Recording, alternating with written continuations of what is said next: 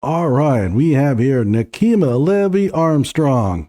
She's a lawyer, and I'm going to be reminding you that continuously.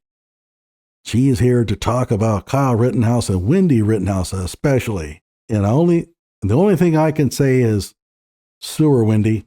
Sue her for everything she's got. Hello out there. I am trying to get through. All right, now remember, she's got a Juris Doctorate. She's a lawyer. She's also an associate professor at a nearby college. This is in Minneapolis. She ran for mayor once against Jacob Frey and lost.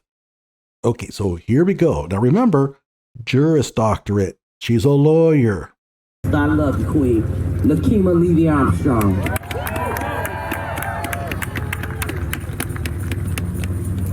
All right, y'all.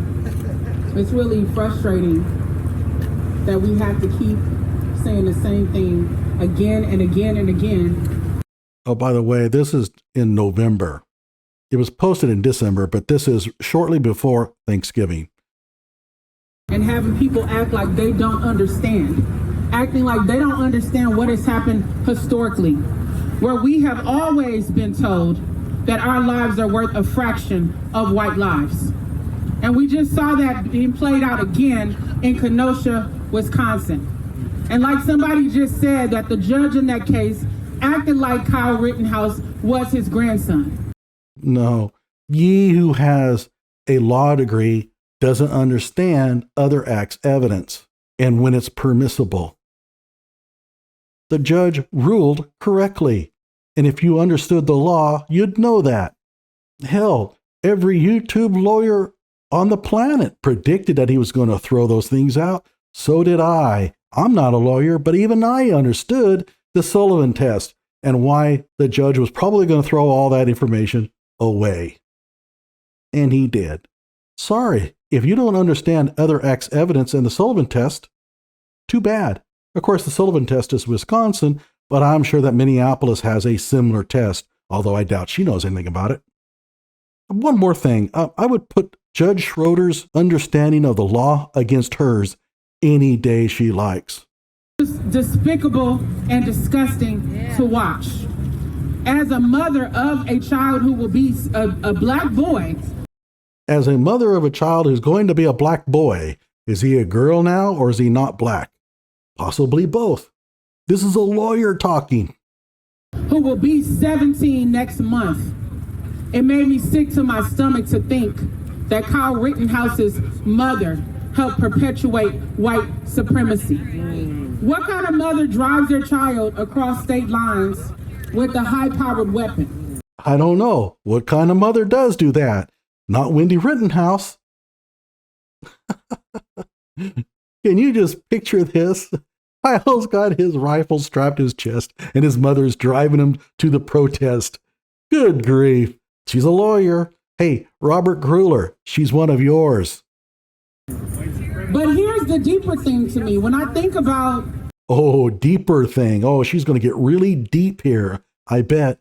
The impacts of the child protection system on black families and Native families. I'm wondering where the hell is child protection in a situation like this? She wants CPS called out on Wendy Rittenhouse to take Kyle away from her.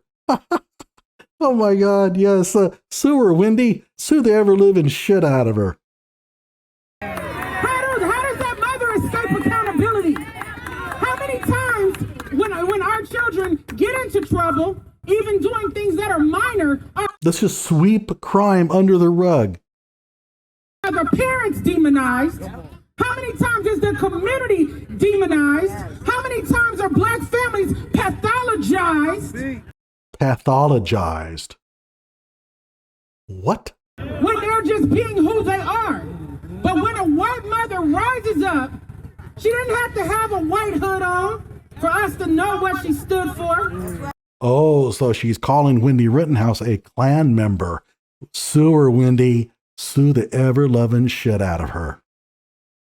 And it's really unfortunate because Wendy Rittenhouse comes across to me as a really nice lady.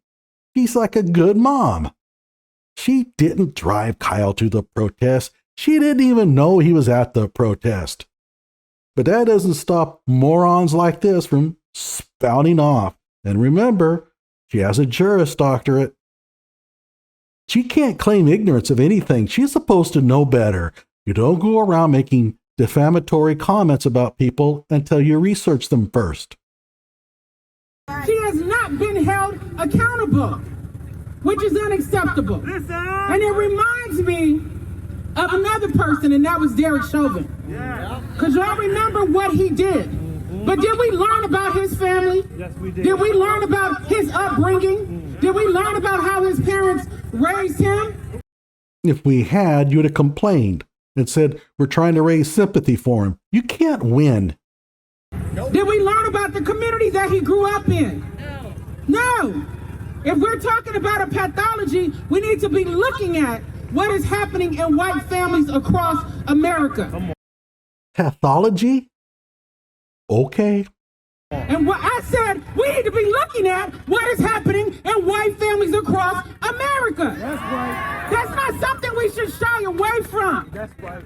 Okay, because y'all are out here because you care about Black lives and you care about justice, but there's a whole lot of families that are sitting back, perpetuating white supremacy and a racist ideology and anti-Blackness, and nobody is holding them accountable. That's right. How many white folks are scared to even broach the issue of racial injustice and white supremacy at the dinner table? We got a racist holiday coming up, Thanksgiving. Come on. Right? And we know that a lot of folks are going to celebrate Thanksgiving, but how many are going to put these issues on the goddamn table and hold their white relatives accountable for what they are doing? It's called a celebration, as you admit. That's why we don't do these things. It's because it's not a time and place for it. Thanksgiving is a time for us to get together and thank the Lord for what we have, not to pick fights with every member of the family. You do this shit at my dinner table and you're going to be outside eating your turkey. You want to raise these issues and create all kinds of hell, then fine, but not during Thanksgiving dinner. Not going to happen. And I don't give a shit what you think about it. There's a time and place for everything. That's not the time.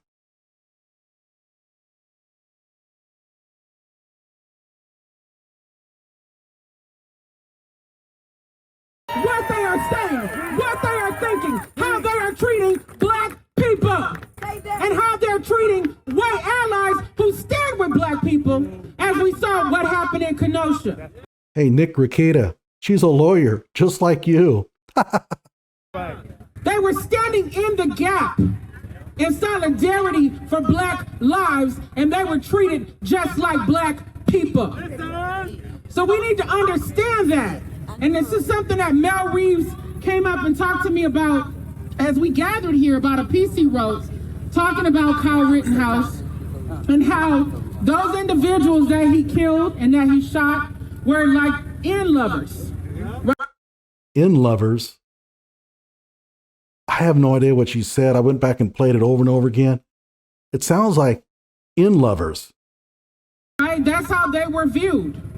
And that's why they got the treatment that we often get as Black people. There's no way in the world that if Kyle Rittenhouse was Black or any other young man of color. Oh, or any other young man of color. She's got to remember to bring in the Hispanics. That's how bad this has become. They are so focused on just Black issues. They have to remind themselves, oh, wait, there are other people of color too.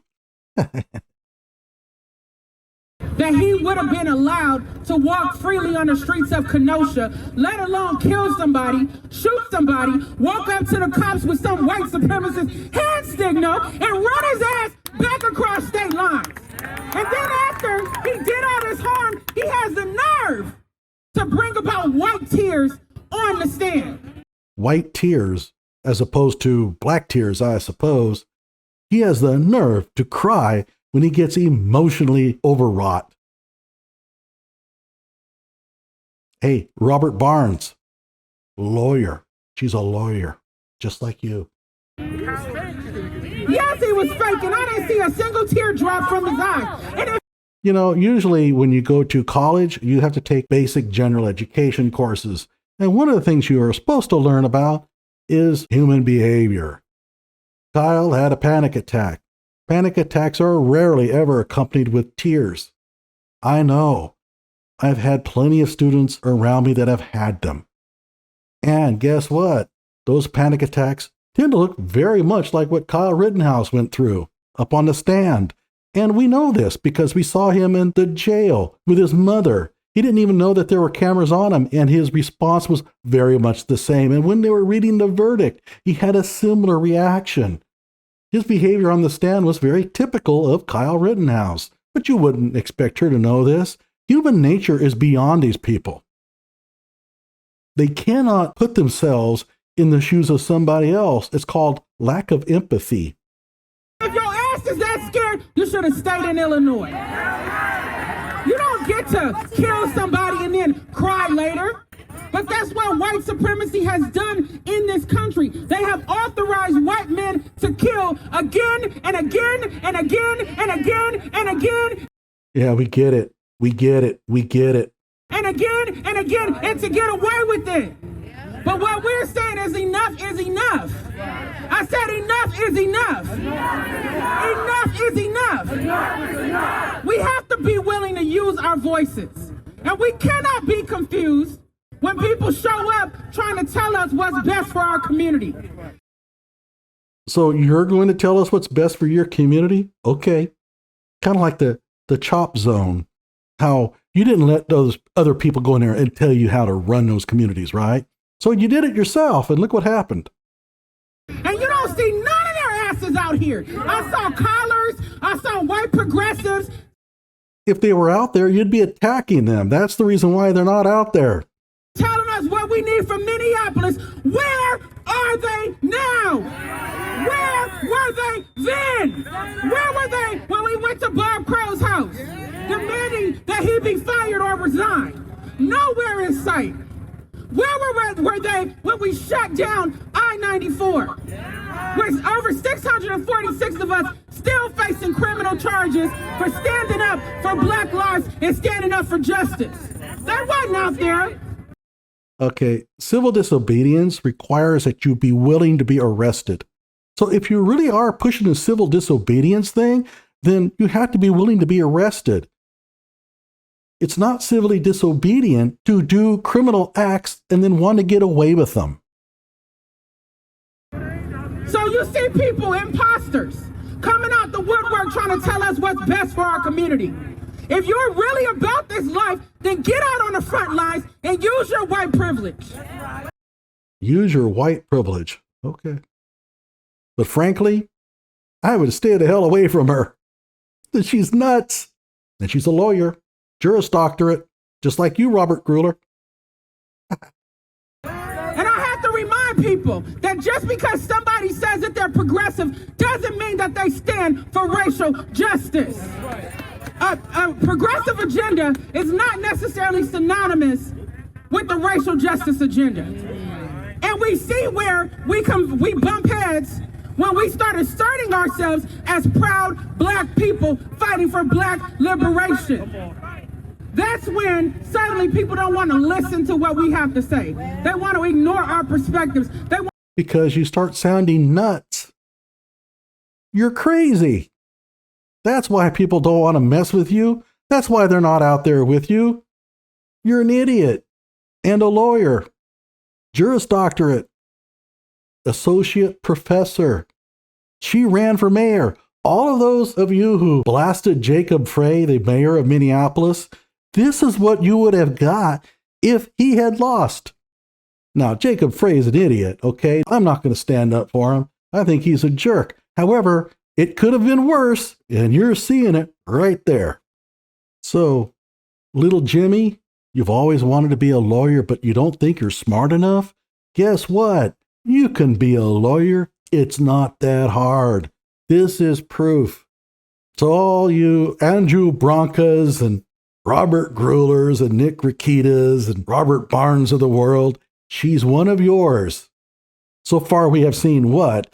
James Krause and Thomas Claire Binger and Kimberly Motley, and now this freak. You're a compadre. I'm just joshing with you guys. At any rate, like my video, subscribe to my channel, and sue her, Wendy. Sue her.